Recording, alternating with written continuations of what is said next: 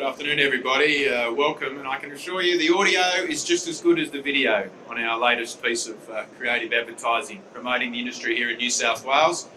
My name is Steve Galilee. I'm the Chief Executive of the New South Wales Minerals Council, and joining me today for our panel discussion on challenges and opportunities for the mining sector in New South Wales, I have Nicholas Erner, the Managing Director of Alkane Resources, Justine Fisher, the General Manager Communications and Corporate Affairs from Evolution Mining, and Chris Lauritzen, General Manager Resource Development from MACH Energy. Will you please welcome our panellists? So before we jump into the questions for the panellists, I just thought I'd set some context around the state of the resources sector and the mining sector in New South Wales. We are here in the original Australian mining state. We have a long history of mining here in New South Wales. We have a professional and experienced mining workforce with a world-class reputation, and we of course have some of the world's best mineral deposits here in New South Wales. Our highly efficient export infrastructure is a very important economic asset to our state and to the country more generally, because New South Wales provides some of this country's most valuable export commodities. Coal continues to be our state's most valuable export commodity by far.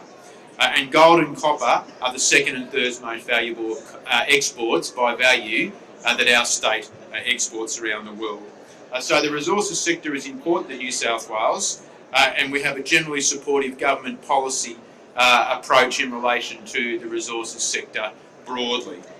We have higher thresholds being imposed here in New South Wales and standards in relation to environmental management, community engagement, planning, assessment and approvals, as we are seeing in other jurisdictions around the country and indeed around the world.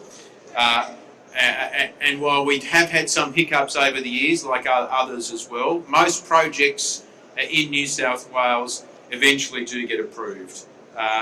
There's been a lot of changes in New South Wales over the last decade. In 2012, there were 60 operating coal mines here in New South Wales. There are around a dozen major metals mines, and now there are around 40 operating coal mines in New South Wales and over 15 major metals mines.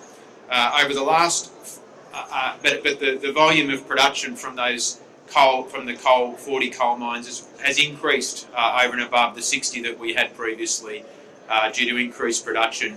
And a move away from underground and towards open cut and larger operations. So the nature of the industry has been changing.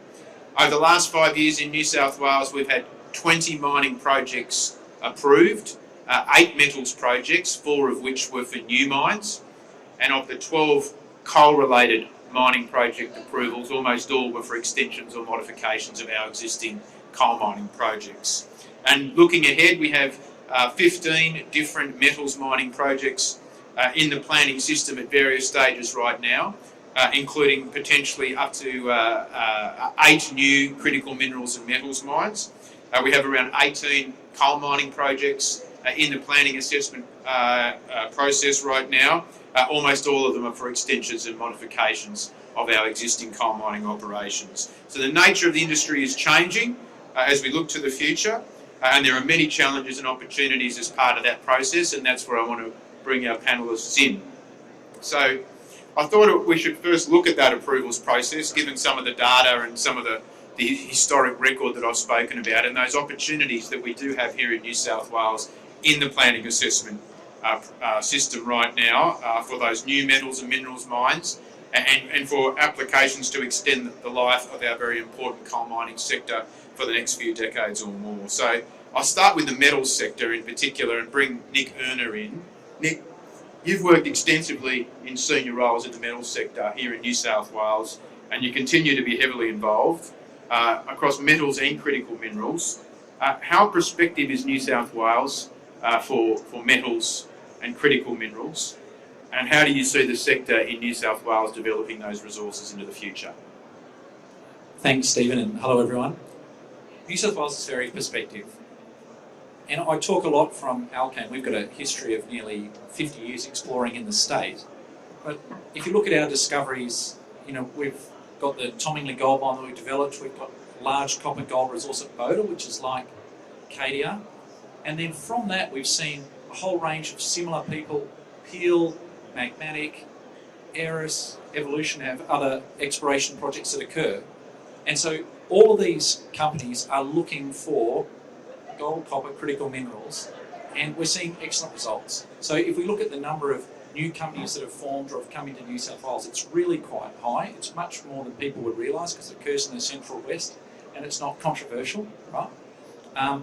New South Wales has a reasonable amount of transported cover as well, and so we're seeing more advanced techniques needed to make your exploration dollar go further. But certainly we spend, and have spent for nearly the last 5 years, $20 million a year on exploration in New South Wales, so we consider it wholly prospective, and we can consider the future, approvals permitting, very, very bright. Thanks, Nick.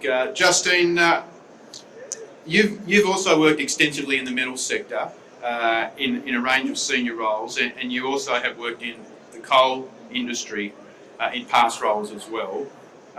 What do you see as the key challenges for companies seeking to develop new projects, and are governments doing enough, or in particular is the New South Wales government doing enough to help foster that future opportunities for growth? Thanks, Steve. I think that the approvals pathway is something our industry talks about a huge amount because, as Steve's alluded to, the opportunities that exist in this state are significant and provide benefits across communities, for our economy, and I think, as we've seen with the New South Wales budget recently, for all of society. The challenge really with the approvals pathway is that it's not linear and it's incredibly time consuming, and that can present enormous problems, as Nick's talking about, when you're wanting to bring a project on. So for instance, in Steve's mentioned 5 years ago, the fact that a number of projects have been approved since then, but in around 2018 the Minerals Council put together a snapshot of where various projects were up to in terms of timeframes for approval, and it was not a pretty picture. Now, fortunately, that has improved, as Steve said, but the impact of commodity prices can also play a role in whether these projects can source the funding. So, for a significant cobalt project in Central West New South Wales, the Sunrise project, in 2018 the cobalt price was at record highs. It then plummeted. And so that can mean that it can be incredibly hard to get the financing you need to bring these projects online. And when the approvals process takes sometimes quite a long time, the two don't always line up. So that's one of the big challenges that we face to support the exploration that Nick's talking about as well. Thanks, Justine. Chris, your background is in coal, which remains the backbone of the New South Wales mining sector, notwithstanding the future opportunities that we see across a broader range of commodities. How do you see the challenges facing coal over the next decade or so, and what are the opportunities there, given the transition and the trends we see globally, but also the ongoing demand we see for high quality coal across our region? Thank you, Steve. Yes, indeed, the energy transition is obviously a challenge, particularly for thermal coal producers. But in New South Wales, our thermal coal is some of the highest quality thermal coal in the world, and demand for that particular coal, both domestically and internationally, remains very strong.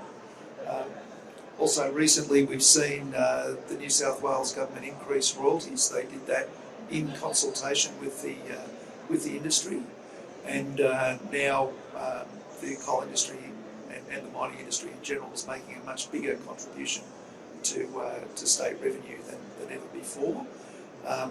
It's very hard for the state government to find an alternative source of revenue other than state royalties, because they depend mostly on GST revenue from the federal government, and there's very few other levers they can pull. So, together with the economic and employment benefits that the industry provides, that royalty stream is very important to New South Wales. I guess in terms of the challenges, I'd echo concerns about the approval process and how long it takes, but more particularly how in our industry a lot of opponents will use the courts to challenge an approval. So you might spend 5 years to prepare an EIS, You might do all the community consultation. You might go through the entire process, get to the end, get your approval, and then you've got to face another X years of legal challenges. And these opponents will use the courts, even though they may have no prospects of success, simply to delay projects. It's kind of warfare, and we are very concerned about that. Thanks, Chris. Okay, so we've spoken a little bit about the approvals process in New South Wales and some of the prospects and how that approvals process does impact that. Let's turn now to how existing mining operations are regulated in New South Wales. And this is a general question to all three of our panellists, so feel free to interrupt each other. It's a general question. How does New South Wales compare? I mean, you've all operated across different jurisdictions and have wide experience over a period of time. How does New South Wales compare to other mining jurisdictions that you've experienced working with or in relation to the regulation of mining operations? I'm going to jump in because I was just asking Nick about where he grew up actually. He lives in Western Australia, and I've spent a fair bit of time in Western Australia, and it's certainly a state where it is quite easy to be a miner. I guess in wanting to answer this question, when you look at the Fraser Institute, they conduct an annual survey around the attractiveness, the investment attractiveness of different jurisdictions all around the world. And this year Nevada was number one, WA number 2. New South Wales has actually really improved, which is pleasing, and it dovetails in with the timeframe that Steve talked about. So in 2019, we were a fair way back, I think 47th, and last year we got to 23. So the advocacy that the industry does, together with the work that the government is really putting in to try and improve some of these bottlenecks that we do face, it is coming to the fore. But certainly there seems to be quite a lot of light between the eastern and western seaboards of Australia. Now, of course, it's more densely populated here, Nick, and we do want to have a highly regulated industry from a health, safety and environmental perspective. That is important to all of us. But there's some opportunity across Australia when you look at the different states and territories and where we will place in that index. Chris? Yes, I guess from our point of view, we want to have best practice. We think that the EPA in particular, the agencies in New South Wales and the resources regulator do a good job. They are very focused on compliance, and frankly, as an operation, we want to do the best that we can to make sure that we're not only meeting those requirements but exceeding them. My only comment would be consistency is important between the agencies. We now have got the federal safeguard mechanism that basically sets the limits for emissions. What we would not like to see is having other agencies have different limits, so that when it's not clear which limit you've got to comply with and who you have to deal with. I think there is a bit of a trend to for some of the New South Wales agencies to duplicate requirements that are already in the federal sphere, so we see that as a bit of an issue. Thank you. Nick? The only addition that I would make to that, because we do want to be the best practice, and the fact that we are best practice attracts international investors to us for that stability and that lowering of the risk that comes from that, particularly when they're meeting their own ESG governance, is we need to remember in New South Wales, and Justine alluded to it, it's our population density that drives a lot of the regulation versus the rest of Australia. Forget other jurisdictions internationally I've operated in. But if you think about, where we are in the central west, for instance, underneath the mine we operate, we just bought 7 different farms to extend it. And if you look out through that Bathurst region, we're seeing hobby farm density increase, and particularly in the Hunter Valley, a lot of hobby farms and horse farms through there. And so what you have is a lot of near neighbours, whereas you compare that to, say, the Pilbara, massive pastoral leases, something like dust. In New South Wales, we work incredibly hard to have no dust leave your site, whereas in WA, you'll have a much, much larger lease for dust not to leave, with nobody having dust impact on them, because you'll have already dealt with the health and safety of your workers. So it's a double-edged sword, I think, for us. As an incredibly attractive place to live, to raise a family and work, we have high expectations on every aspect of our society, and that carries through to mining regulation. It's very difficult because capital is very mobile and it will go where it can make the most profit. However, capital is attracted to New South Wales for the very fact that it is first class. I think a point in that regard too, which is a hallmark of the industry in New South Wales, is that our operations are predominantly residential. So people can, like at Evolution's Cal operation, they can work there, go home to their family at night, and that's the case across the Hunter Valley, Central West, etc. And to the point you've made, if you're working in the Pilbara, you're generally getting on a plane at the end of your swing to go back to Perth, and a lot of the income that's generated also then goes back into Perth. Now, of course, it's in the Pilbara too, but we are seeing those benefits flow into our local communities where they should be, which is a hallmark of New South Wales, and it's something we're really proud of, I believe. Yeah, I mean that is a particular point of difference between New South Wales, especially in relation to coal, but also some of our major metals operations, that our mining operations are in relative close proximity to local towns and communities. It makes it easier to attract people to work in the industry because they can live and raise their families nearby, as Justine alluded to. And just on that point, Chris, your operation is very close to the township of Muswellbrook, which of course is a long and proud mining history in that region, and especially in Muswellbrook. And how do you see the interaction between the industry and the local community, and the important part of that community, the mining workforce, in a place like Muswellbrook? Yeah, thanks, Steve. Well, we are about 4 kilometres away from Muswellbrook, and so we've made a very, very heavy effort to make sure that we minimise the impact that we have on that nearby township, and in particular by adopting a rehabilitation technique which is very new, called geofluve, where you actually use natural landform design to make your rehabilitation look like the surrounding hills and valleys that are found in the natural landscape. And that, I think, has been a step change and enabled us to basically continue to operate without having that impact.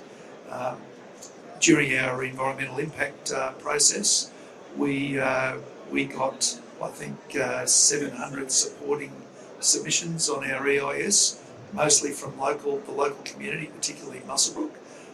When you look at the objections, most of them came from Sydney, Canberra and Brisbane. So if we weren't doing the right thing, we would be inundated with objections from Muswellbrook being our nearest neighbour. So I think that makes all the difference, getting good quality rehabilitation, having protocols to control air quality and noise, and making sure that any complaint is dealt with very quickly. That's how you get your social licence to operate. And Justine, you worked for quite a long time at the North Parks mine near Parks. What was your experience in relation to the relationship between the mine and the community of Parks while you were there? It was outstanding, and it was attributed not only to North Parks but through the council. The community were proud and remain proud to have North Parks there in their community. I still own a house in Parks. I spend quite a lot of time there, and it's a community that proudly identifies itself as a mining community and an agricultural community, and that goes back for decades. And a lot of, I think, the success of that particular relationship has been through the genuine commitment to wanting to build out these long-standing relationships, the recognition that those who you operate next door to are going to be your neighbours for life, and working together with them, as Chris has talked about. So I think we see great examples of that across our state, and certainly at Evolution, our relationship with the benefits we've been able to bring to West Wyalong. I mean, West Wyalong 10 years ago was a town that had a very small population, and now you can barely get a park on the main street, which is fantastic. So whilst the Hunter was probably the forerunner, I think, in terms of benefits, what we've seen in the Central West from the metalliferous footprint is fantastic, but that social licence to operate is key. Thanks. So just a final question to all of our panellists. and it's a pitch for the future, of investment in New South Wales, particularly relevant perhaps for you, Nick, given where you are with Bowder. I mean, what would your message be to people that are considering investing in the New South Wales resources sector and compared to other jurisdictions here and around the world? Yeah, thank you. I think the number one thing, and this stands Australia-wide, but it's particularly relevant if you look at the history of New South Wales, is it's stable, right? So it's geopolitically stable. So particularly if you're looking at copper, gold, critical minerals, one of the reasons people are investing in these things is because they want absolutely secure supply chains. So you don't want to do that in somewhere where potentially the government will suddenly ask for an 18% free carry that ruins the economics and shortens your mine life because you won't do an expansion because that's the tipping point. So New South Wales has that in spades. A lot of Australia has that in spades. I think the New South Wales government, through its, forgive me, I wasn't on the tail end of receiving a consulted but yet unwelcome change in royalties, but it was certainly handled much, much better than the Queensland government. So I think that's a very, very relevant thing to consider. So that's number one point, is that it's stable. The number two point about it is New South Wales has excellent infrastructure. So we're slowly chewing through an energy transition. However, we do have roads, communities, well-established water licence trading program. So all the things that are the key building blocks of building a mining business, they exist in New South Wales, and the government has shown support for that. You can go to an employee and say, look, you'll be a short drive or a short Westpac helicopter ride to a major hospital, and it's real and relevant and genuine. That's very different to a lot of areas in the world, and it's particularly relevant to other states in Australia. But I think the absolute main thing about it is we have grades of deposits that are economic all through the state. It's simply a matter of discovering and developing those, and we can complain about very rightfully that something that would take 3 years in another jurisdiction takes 6 years here for essentially exactly the same outcome. But what happens is, Tomingley, it's a small gold mine producing 70,000 ounces. We're expanding that. By the time our next approval just took us to 20 years of operation, and the Boda deposit we're looking at has at least 20, well, it's got more than 20 years in it. The Dubbo project we're involved with, critical minerals, over 70 years involved in it. You look at Lake Cow, you look at the different coal mines. These are generational long assets, and that's the quality of the mineralogy that exists here in the state. Thanks, Nick. Chris? Yeah, well, I mean, if you go through the New South Wales checklist, are the minerals, is it prospective? Are the minerals present? Yes, that gets a tick. Have you got the workforce and the infrastructure to get them out if you can explore them? Yes. Where we need to focus is, have we got a difficult approvals process? Yes, but we can get through that.